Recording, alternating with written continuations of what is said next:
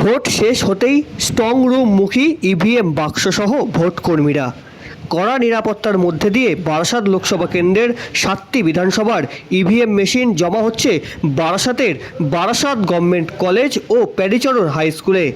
সেখানেই strong room করা হয়েছে বারাসাত লোকসভা কেন্দ্রের। চারদিকে কঠোর নিরাপত্তা এবং সিসিটিভি লাগানো হয়েছে। এছাড়াও রয়েছে 24 ঘন্টা নজরদারি।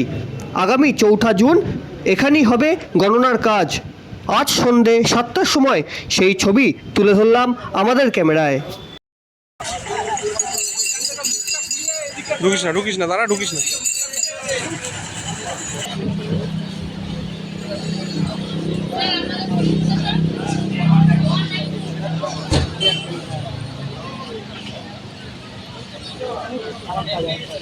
ঠিক আছে তো?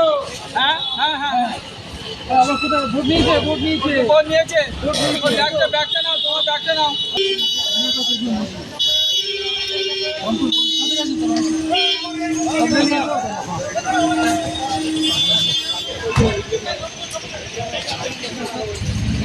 ओके ना।